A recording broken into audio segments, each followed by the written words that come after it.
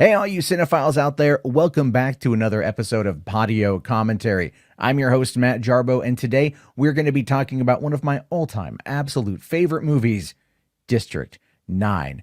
This is one that I am super happy to talk about because this is one that ultimately, I think, changed the game for a number of reasons, especially when it comes to modest budgets and how it was able to blow up as well as it did, and just, I don't know, original, interesting sci-fi with a bit of a political history bent. Now, if you don't know about this movie, you're going to learn a lot about it. So beware, there are going to be spoilers, but a lot of history going on in this episode. This starts all the way back in 2008, when up-and-coming South African director Neill Blomkamp was hired by Peter Jackson to adapt the Halo game for the big screen. Now, when that project failed to materialize, which, by the way, I did actually cover in one of the earlier episodes of PODIO Commentary about why the Halo movie failed, which again, in and of itself is a very fascinating story. Go check that out when you have time. Look, Peter Jackson and Neill Blomkamp here, they really wanted to make something once that project fell through. And in fact, they had discussed alternative projects and eventually chose to produce and direct District 9, mostly featuring props and items that they had originally made for the Halo film, because that movie was deep into pre-production before it was canceled. Now, District 9 itself is based off of Neill Blomkamp's short film Alive in Joburg, which is a 2006 science fiction mockumentary that was written and directed by Blomkamp and starring Sharlto Copley, who also stars in District 9. The film explores themes of the apartheid and is noted for its visual effects as well as its documentary style imagery. And it's a very interesting short film. It's one that really gets your attention, especially when you start to understand the history of it, especially dealing with the apartheid. Now, when Blomkamp decided to make District 9, he returned to the world explored in Alive in Joburg, and he chose characters and moments and concepts that they had found interesting, including the whole documentary style filmmaking approach. This involved staged interviews, alien designs, alien technology, and the mech suits, as well as the parallels to racial conflict and segregation in South Africa, all the while fleshing out these elements for the feature film. Now, for those of you who live in the Western Hemisphere, you may not know what the apartheid is, and just a very grade level explanation of it is that it's a system in place in South Africa that separated people based upon their race and skin color. There were laws that forced white people and black people to live and work apart from each other. It thankfully ended, but it is something that is very recent in our world history, and it's something that you can see why Blomkamp might want to approach for a movie or a film in general. One really interesting thing about Alive in Joburg that a lot of people don't know is that even though it was set back in 1990 and it dealt with life in South Africa during the apartheid, the interview segments were not actually of actors. In fact, the people that were interviewed in the documentary believed that they were being interviewed about their opinions on Zimbabwean refugees.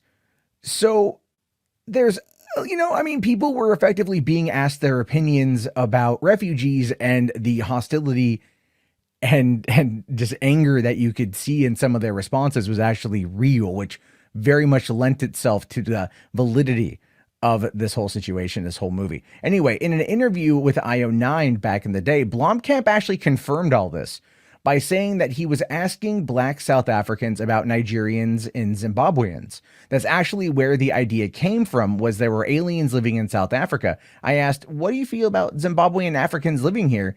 And those answers, they weren't actors. Those were real answers. There was a lot of racism and a lot of hatred and bigotry in those comments, and it's very interesting to see that this was a real response to a real problem, but then it was retrofitted for this specific sci-fi adaptation. Again, one of the reasons why a lot of these science fiction films really do kind of satirize the human condition and how terrible we all are to each other.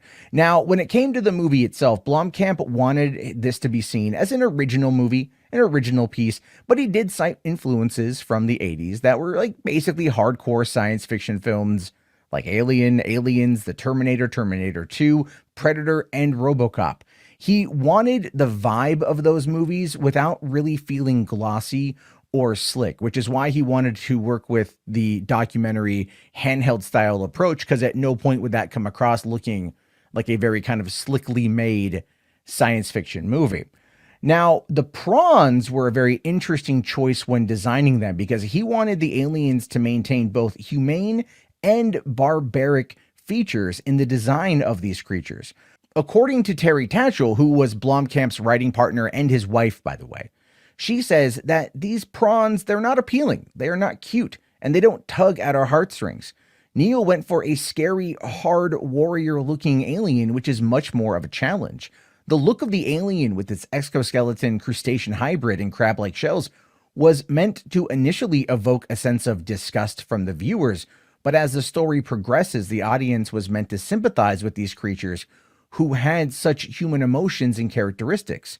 And to his credit, Blomkamp established the criteria of the aliens. He wanted them to also be insect-like but have bipedal abilities, which really I think looks great. Honestly, all things considered, at the end of it, like the prawns look pretty fantastic, and their design to this day is very iconic. Blomkamp really wanted the audience to relate to the aliens, and because of this, they had to basically go with this design. He says here that unfortunately, they had to be human-esque because our psychology doesn't allow us to really empathize with something unless it has a face and an anthropomorphic shape. Like if you see something that's four-legged, you think that's a dog. That's just how we're wired. If you make a film about an alien force, which is the oppressor or aggressor, and you don't want to empathize with them, you can go to town. So creatively, that's what I wanted to do, but story-wise, I just couldn't. And look into the eyes right here of Christopher Johnson, and you can just see that they really wanted to go for humanity there. That really does help sell the narrative down the road. And interestingly enough, when it comes to the language that the prawns were using, that sound, the clicking sound, was actually made by rubbing a pumpkin. However, many real languages in Southern Africa employ clicking sounds much like the prawns, including Zulu, which is the most widely spoken indigenous language of South Africa. Now, Blomkamp originally sought out Weta Digital to do the creature designs because they had also been working with him and Peter Jackson on the Halo movie, but the company was busy with the effects for Avatar. So then Neill Blomkamp decided to choose a Vancouver, British Columbia based company because he had recently moved to Vancouver, British Columbia and anticipated making movies there in the future because they offered a decent tax credit. So he met up with a company called the Image Engine and considered them a bit of a gamble since the company didn't really have or ever had done anything as large scale as a feature film. And looking at the finished product, aside from the aliens appearing on the operating table in the medical lab, everyone that you saw was made by Image Engine, and they were all CG visual effects. I'm not going to lie, they look pretty damn fantastic. I just rewatched the movie again in 4K, and yeah, they did a great job for the budget that they had to finance the movie. And then QED signed a mid-8-figure deal with Sony's TriStar Pictures for distribution. Now, once the deals had been made and the modest $30 million budget was set, it was time to film the movie on location in South Africa. They actually went out and shot this in Chiawelo, Soweto, over the span of just 60 days. This was actually during a time of a lot of violent unrest in the area, and a lot of other South African townships were having clashes between native South Africans and Africans born in other countries, which is interesting because that does kind of fall in line to what the overall context and concept of District 9. In fact, the location that District 9 itself was shot in and based off of is a real impoverished neighborhood for which people were being forcibly relocated to government subsidized housing. This is one of those times where accidentally art started to imitate life. Blomkamp, though, wanted to film on location mostly during the winter months because, according to him, the entire area looks like Chernobyl. He used the term nuclear apocalypse wasteland when describing Johannesburg from the months of June to August. And I went looking for pictures I could find that would back up this particular mindset. I couldn't find any, so you're going to have to settle for this shot from Fallout 4, which I think is kind of in line with what he was trying to say. Now, all of the shacks that we saw in District 9 that in that slum area were actually ones that existed in a section of Johannesburg, which were, like I said before, being evacuated, and the residents were being moved to better government housing. And if you look at the opening shots of the movie when they're going into the slums, those are real slums. Those are real locations. In fact, the only shack that was created solely for filming was Christopher Johnson's shack, which is the one that they did a fantastic job designing and putting it out there. Another little interesting thing that I can't show you here on YouTube is that in the background of a lot of these shots, you actually see mutilated animal carcasses. Here's the thing. Those were all real, right? They were only, there's a few exceptions where they weren't real, but those were already pretty much real because they were in slums and the shacks, like this is how people ate. Like, you know what I mean? It was that kind of life. It's a very not a good life, but that helped add to the realism of the movie. And to capture the realism of the movie, they actually shot most of it handheld with a Red 1 4K camera. Because of the amount of handheld shooting required for this mock documentary, the producers and crew decided to shoot on the digital Red 1 4K. They actually used Peter Jackson's own 4K cameras for the primary filming, and then used some prosumer Sony EX1, EX3 cams for all the CCTV and the early documentary footage that we saw in the film. But they had to worry about the size of the hard drive on the Red 1 because it only was able to take in about 120 terabytes of data per day. And those things will fill up a lot of space. So that was one of the challenges that they felt. One of the interesting things too is that in addition to the original ending of the movie, which is left kind of ambiguous whether or not Vicus is one of the creatures and whether or not he's a prawn and he's living in District 10 or he's out there somewhere. We don't quite know. They leave it very ambiguous, but we all really know that it's him. Blomkamp actually admitted that he shot 5 alternate endings for the movie, and one was apparently so embarrassing that neither Blomkamp nor Copley would ever say a thing about it. In fact, Blomkamp has shut this down by saying no one will ever see that ending. And the only thing we know about it is that Copley got very, very dirty in the process. I mean, he looked pretty dirty by the end of the movie anyway, as he was going through the transition and fighting all the mercenaries. But still, it's one of those, I'm really curious what it is. In fact, I would love to ask him about it, like at a convention or something, and maybe get a little bit of information out of him. But if you know something, I want to hear about it. One of the really interesting things that I came across when researching this movie has a lot to do with the conversation surrounding the guns that were used by various people in them. Quite a number of them were all designed by and marketed by Denel, and this actually includes the NTW 20 millimeter anti-material rifle, which we can see here in the bottom right-hand corner, the white painted CR21 bullpup assault rifles. And that one, I'm not going to lie, I honestly thought that that was a battle rifle from the Halo movie that was canceled. And it turns out that was a real gun. And now I kind of want it, to be honest with you, because that thing looks pretty badass. And if you actually want to know more about the guns in this movie, you can find the Internet Movie Firearms Database. They have a whole page on District 9. It goes through literally all of the guns used in the movie, and you get a lot of interesting little pieces of background information. I didn't know that this existed. I'm going to dive in on some of these movies because I've had questions about the weaponry that's been used, and I didn't know that there was a database. So expect me to pull from this probably relatively often. One of the cool things when the movie itself was done filming was Sony decided to push the marketing. And I remember the marketing on this really well. They really wanted to push this humans only marketing campaign to promote the film. They did this because they really wanted to emulate the concept of segregation, right? Yeah, because, you know, the whole movie is about segregation. The whole movie is about the idea, you know, it's very much, I don't want to say tongue in cheek, but it's very much talking about the apartheid. And that's the thing a lot of Western audiences won't know about. So they really wanted to push the idea here pretty heavily. You had stuff like billboards and banners and posters and stickers, and they were all designed with this theme in mind. And the material was spread across like a ton of public places, like bus stops in various cities. You had signs in certain locations providing a toll-free number to report non-human activity. And this marketing strategy, again, was designed to provoke reactions from its target audience, namely sci-fi fans and people who were actually concerned with social justice. So this movie was designed to be woke.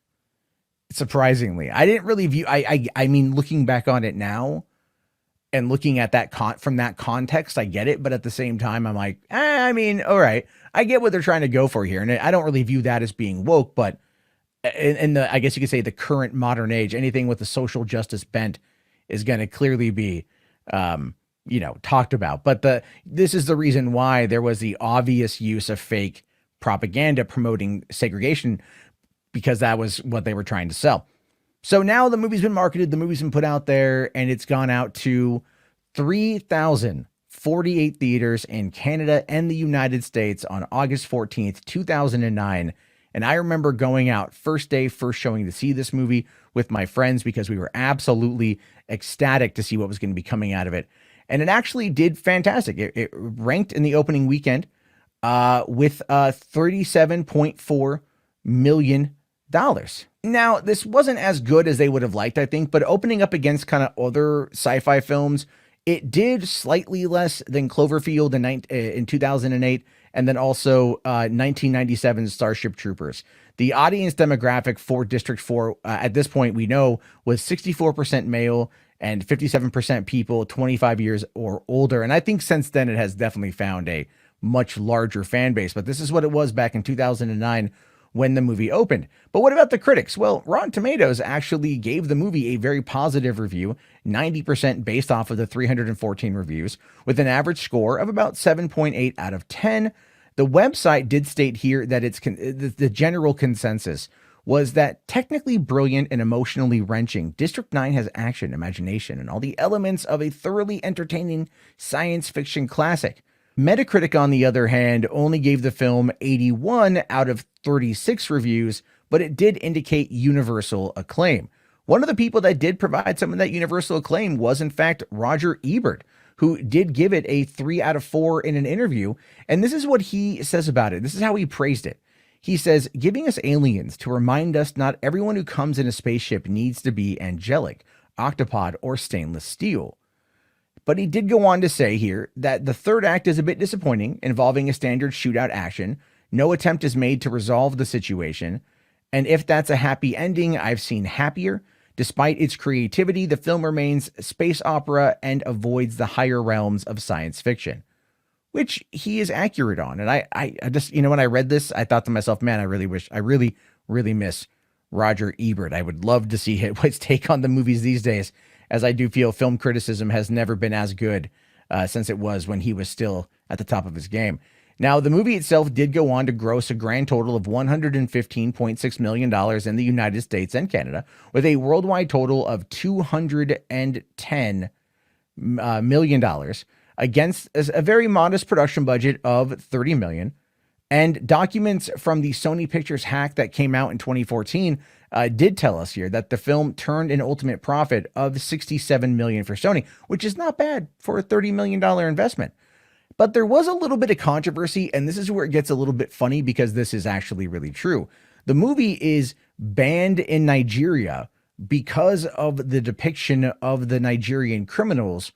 And so Nigeria's information minister asked that movie cinemas around the country to ban the film or to edit out specific references to Nigeria because of the film's negative depiction of the Nigerian characters as criminals and cannibals.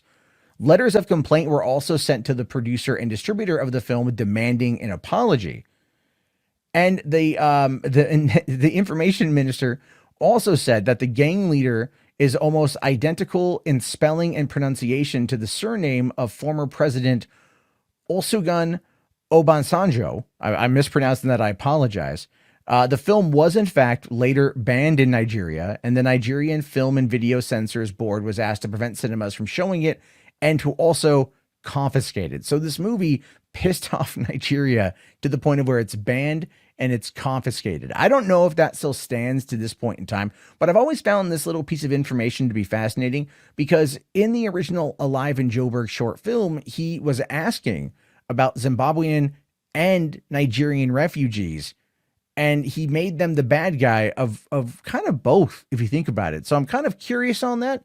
However, the actor who played Obasanjo Eugene Haumono, I'm just not even going to try to pronounce it. I'm just going to butcher it. He has said that the Nigerians in the cast of District 9 were not perturbed by the portrayal of the Nigerians in the film, and that the film should not be taken literally. He says it's a story. You know, it's not like Nigerians do eat aliens. Aliens don't even exist in the first place, which is a fantastic point, and it makes a lot of sense.